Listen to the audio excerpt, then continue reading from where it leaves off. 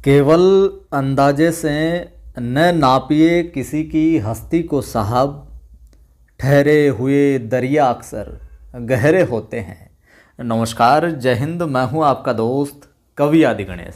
स्वागत करता हूं आप तमाम साथियों का हिंदी साहित्य इतिहास प्रश्नोत्तरी टेस्ट वीडियो संख्या 89 89 के अंदर। इससे पूर्व के आपने 88 वीडियो नहीं देखे तो प्लेलिस्ट में जाकर आप है जो देख सकते हैं।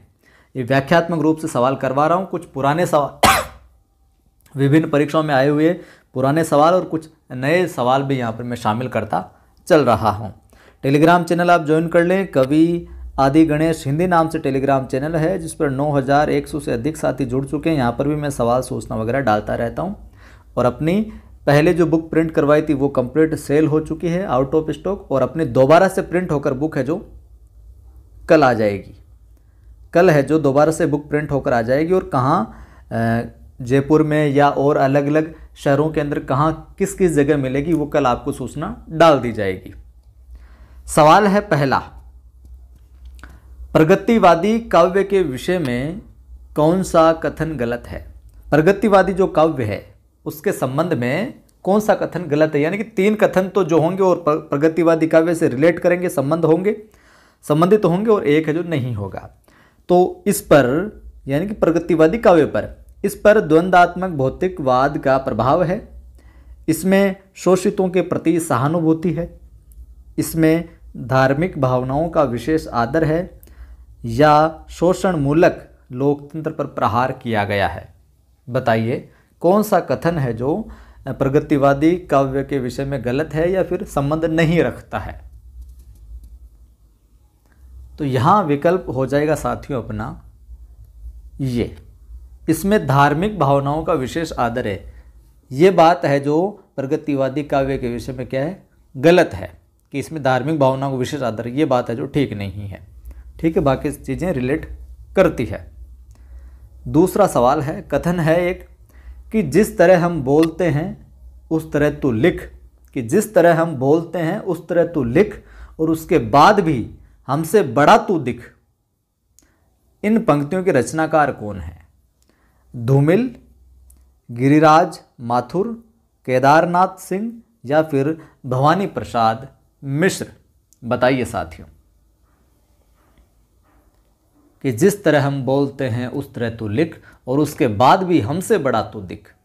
तो यहाँ पर उत्तर हो जाएगा अपना भवानी दादा जो है, भवानी प्रसाद मिश्र। इनको भवानी दादा के नाम से भी पुकारा जाता है काव्य के क्षेत्र में। भवानी प्रसाद मिश्र साहब है जो है। और भवानी प्रसाद मिश्र को ही सहजता का कवि भी कहा जाता है। भवानी प्रसाद मिश्र को क्या कहा जाता है, सहजता का कवि। ये बात भी इनके संबंध में, इनके विषय में है जो ध्यान में रखिएगा। सहजता का कवि कौन, भवानी प्रसाद मिश्र। इनके काव्य संग्रहों की मैं बात करूं तो बहुत प्रसिद्ध है। किसके, भवानी प्रसाद साहब के। एक नाम आता है गीत फरोश, इन्हीं का है गीत फरोश। चकित है दुख प्रसिद्ध है, ध्यान में रखना। चकित है दुख और बुनी हुई रस्सी। एक है इनका खुशबू के शिलालेख, खुशबू के शिला लेख, बुनी हुई रस्सी, बुनी हुई रस्सी। लिखावट पे नहीं जाइएगा, मैं बोल रहा हूँ तो ध्यान से आप अगर लिखना चाहें तो सुन लीजिएगा। और एक इनका त्रिकाल संध्या, ये अपने भवानी दादा के, भवानी प्रसाद मिश्र के है जो त्रिकाल संध्या, भवानी प्रसाद मिश्र साहब के है जो प्रसिद्ध काव्य संग्रह है। सवाल है अगला, दिनकर साहब की प्रसिद्ध काव्य कृति कौन सी, रश्मि रथी की कथा वस्तु कहाँ से ली गई है। पूर्णतया कल्पित है ये, या रामायण से ली गई है, या भागवत पुराण से, या फिर महाभारत से।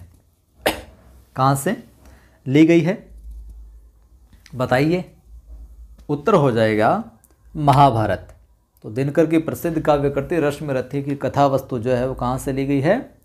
महाभारत से ली गई है। और रश्मिरथी जिसका अर्थ क्या है? सूर्य किरण रथ का सवार है। और दिनकर की है एक तरीके से खंड काव्य है। ये क्या है? खंड काव्य। और बात करें हम इसके प्रकाशन वर्ष की तो वो मिलता है हमें 1952 के अंदर देखने को मिलता है। और इसमें सर्ग पूछ लिए जाएँ तो 7 सर्ग है जो हमें देखने को मिलते हैं। कितने? 7। खंड काव्य 52 में 7 सर्ग और कथा वस्तु महाभारत। चलिए अगला सवाल, बहुत अच्छा सवाल और ये सवाल कई बार पूछा गया है। प्रकाशन वर्ष वाले मैंने जितने भी सवाल करवाए आपको उनको अच्छे से देखना। आप प्रकाशन वर्ष की दृष्टि से दिनकर की काव्य कृतियों का सही क्रम किस विकल्प में है? पहला विकल्प है रश्मिरथी, कुरुक्षेत्र, रसवंती या उर्वशी। दूसरा विकल्प है अपने सामने रसवंती, कुरुक्षेत्र, रश्मिरथी या उर्वशी। कुरुक्षेत्र, रसवंती, रश्मिरथी, उर्वशी या उर्वशी, रश्मिरथी, कुरुक्षेत्र, रसवंती। तो यहाँ विकल्प हो जाएगा साथियों अपना बी। 1 नंबर पर रसवंती लगा देता हूँ मैं, 2 पर कुरुक्षेत्र लगा देता हूँ मैं, 3 पर रश्मिरथी और 4 पर क्या है? उर्वशी। अब देखिए यहाँ पर मैं 1 2 3 4 लिख के इनका प्रकाशन वर्ष आपको बता देता हूँ। 1 नंबर पर क्या लिखा हमने? रसवंती, यानी कि बी विकल्प तो सही हो जाएगा। तो रसवंती जो है 1940 प्रकाशन वर्ष। बाद में आती है कुरुक्षेत्र 1946। बाद में रश्मिरथी 1952 अभी ऊपर हमने जिक्र किया था। और बाद में उर्वशी 1961। हो गया ना? 40, 46, 52 और 61। ठीक है, चलो मैं सामने भी लिख देता हूँ नाम। रसवंती, कुरुक्षेत्र और रश्मिरथी और चौथा विकल्प था अपने, यानी कि चौथी रचना उर्वशी। 40, 46, 52, 61। अगला सवाल है, आसान सवाल है, आप कमेंट करके बताना इसका उत्तर। नवीन किस कवि का उपनाम है?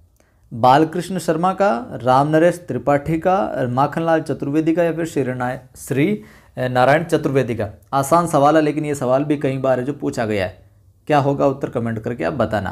वीडियो को लाइक भी किया करें आप, और ज़्यादा से ज़्यादा मित्रों को साझा किया करें, मतलब शेयर किया करें, ताकि वो भी जुड़ेंगे तो उनकी भी मदद हो पाएगी और अपना परिवार भी आगे बढ़ पाएगा ये चैनल भी।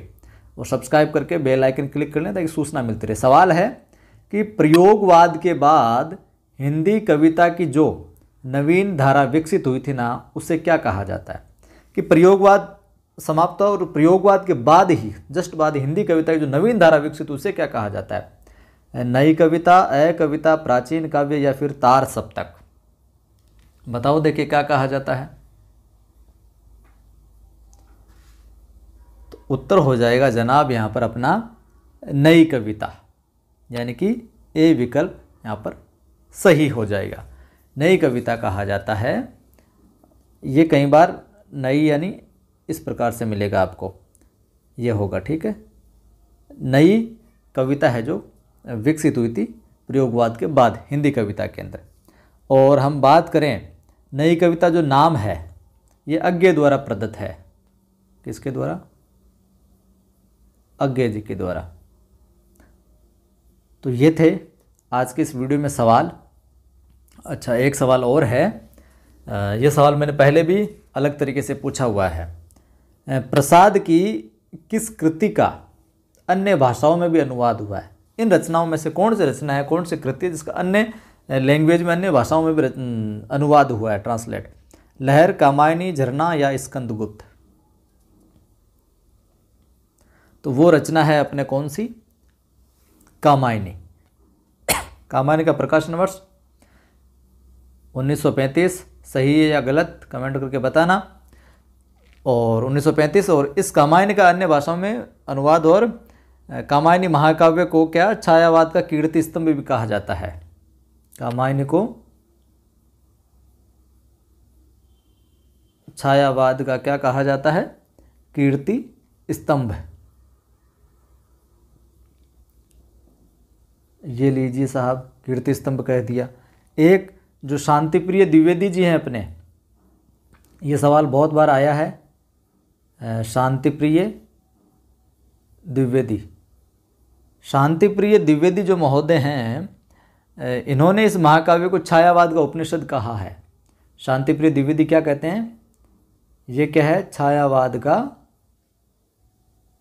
उपनिषद, इसको छायावाद का उपनिषद कहकर पुकारा है कामायनी को शांति प्रिय द्विवेदी जी ने।